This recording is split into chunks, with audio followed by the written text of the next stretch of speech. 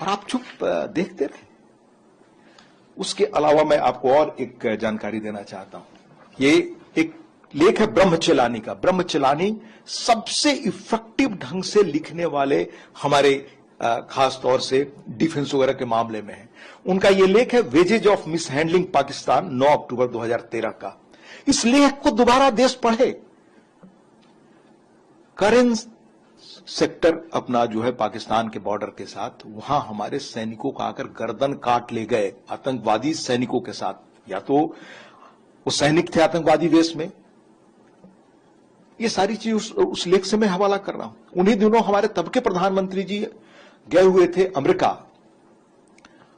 और उनकी बात तत्कालीन वहां के जो राष्ट्रपति थे ओबामा साहब, उनसे होनी थी। इस खबर को छुपाई गई, देश को नहीं बताया गया कि वो बातचीत हो रही है। हमारे सैनिकों का गर्दन काटकर लोग ले गए थे। अतीत में न जाइए।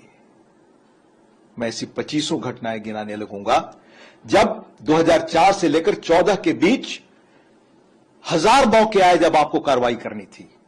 अगर आपने ये कार्रवाई की होती, 1993 से मैं गिना रहा हूं, जब बॉम्बे ब्लास्ट हुआ, उससे लेकर के मैं ये भी स्वीकार कर रहा हूं कि जब आपके संसद पर हमला हुआ था तब, उसके बाद 2004 से लेकर सीरियल ब्लास्ट होने लगे देश के हर कोने में। जहां आप निकले आपका जीवन असुरक्षित है।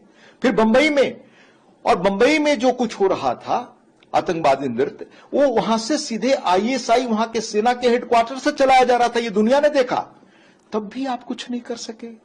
और लिखा हुआ है शिवशंकर मेनन साहब की किताब का, मैं दस्तावेज बता रहा हूं कि हमें उस देश ने इजाजत नहीं दी।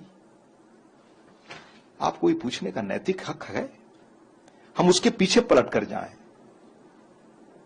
मैं फक्र करता हूं कि हमारे देश की प्रधानमंत्री इंदिरा जी भी रही हैं, पंडित जी भी रहे हैं।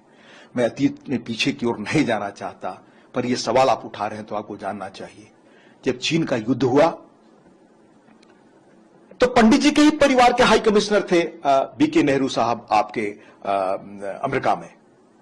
जिस बेचैनी से जॉन गैल्ब्रिथ यहां पर राजदूत थे, और तब अमेरिका के जो राष्ट्रपति थे कैनेडी साहब, वो रोज हर घंटे बयान बदलने वाले लोगों में नहीं थे। जिस तरह का पंडित जी ने पत्र उनको लिखा, जिस असहायता का, जिस अपने हालात का, अपनी बेचैनी का वर्णन करते हुए बीके नेहरू को पत्र देने में संशय था कि मैं ये पत्र पहुंचाऊं कि न पहुंचाऊं कैनेडी के पास। और मेजर दलवई की किताब है चाइना वॉर पे, देश को पढ़ना चाहिए। वो आर्मी में अधिकारी थे। हंडरसन और मेहता की रिपोर्ट है जो भारत सरकार ने चीन के हाथ पर बनाई थी। उस रिपोर्ट को दबा दिया गया, बाहर आने नहीं दिया गया। ये किसने किया? और मैं इंदिरा जी को बहादुर प्रधानमंत्रियों में से मानता हूं, पर देश ये भूल रहा है कि इंदिरा जी तुरंत चाहती थी कार्रवाई हो बांग्लादेश के खिलाफ। इट वॉज मानिक शाह जिन्होंने कहा कि नहीं मैडम, मैं कोई कार्रवाई भी नहीं करूंगा, मुझे आर्मी की तैयारी करनी।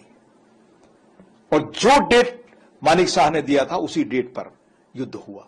मानिक शाह पर फिल्म है, देख लें आप कृपया। मानिक शाह को गौरव नहीं मिला। मानिक शाह उन जनरल लोगों में थे जिन पर देश को फक्र करना चाहिए। इसी तरह हमारे चीन के युद्ध में थिमैया थे, उनको हटा दिया गया। और कौन लोग बैठाए गए कॉल, और क्या क्या हुआ आर्मी में, और क्या आर्मी किस तरह से भ्रष्टाचार का केंद्र बन गई। सबसे बड़े हम हथियारों के खरीदार देश के रूप में बने रहे, क्योंकि उसमें वेस्टेड इंटरेस्ट था किन लोगों का। न जाए हम अतीत की ओर। आज वक्त है देश बनाने का, और जिस रफ्तार से मिलिट्री पावर इकोनॉमिक पावर के रूप में उभरा है, यह दुनिया को हैरत में डाल रहा है। 11 तक आपने लाकर वेंटिलेटर पर देश को डाल दिया था। इकोनॉमिकली फ्रेजाइल 5 में आप पहुंच गए थे। 90 में आपने कंगाली में पहुंचा दिया था देश को, 82 से जो इकोनॉमिक पॉलिसी बनाई। ये तो चंद्रशेखर थे जिन्होंने देश को निकाला।